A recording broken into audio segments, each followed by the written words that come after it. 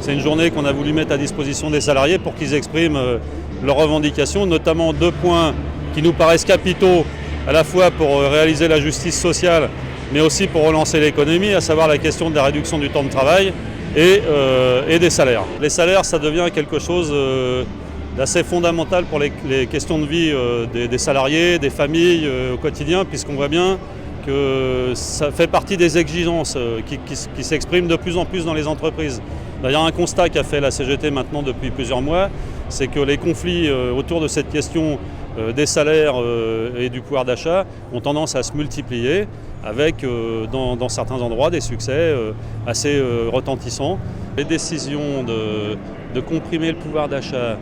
de forcer des familles entières, des salariés à être confrontés au quotidien à des difficultés financières, de prévoir des licenciements, d'anticiper les licenciements, parce qu'on ne fera pas croire, et on ne fera pas croire aux Français d'ailleurs et aux salariés, qu'on est obligé de procéder à des licenciements quand on voit qu'il y a des grands groupes qui font d'énormes bénéfices, qui procèdent à des licenciements secs, uniquement pour redresser leur taux de profit, uniquement pour que les actionnaires s'en mettent un peu plus plein les poches. Ça, c'est violent. Ça, c'est vraiment violent. Perdre son travail, c'est violent. Mais ce qui est violent aussi, c'est les raisons pour lesquelles des milliers de salariés, des millions de salariés maintenant qui sont au chômage, tout simplement pour que les actionnaires s'en mettent un peu plus plein les poches. Et moi, je considère que ça, c'est la première des violences. Et ça, c'est la violence sociale. La CGT a fait cette proposition de réduction du temps de travail à 32 heures,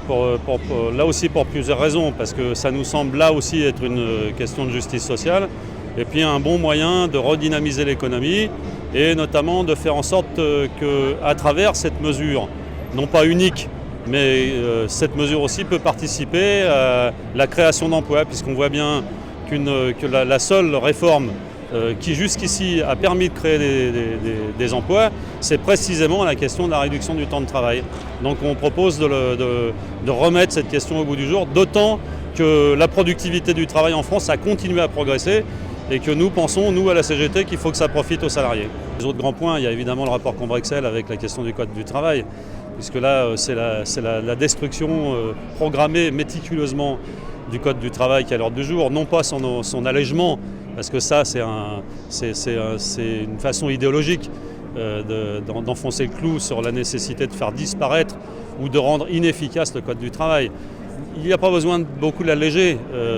il suffit simplement d'inverser la hiérarchie des normes, c'est-à-dire de faire primer le contrat de travail d'entreprise sur la loi pour que le code de travail de fait soit vidé de son contenu. Et il va terminer au musée,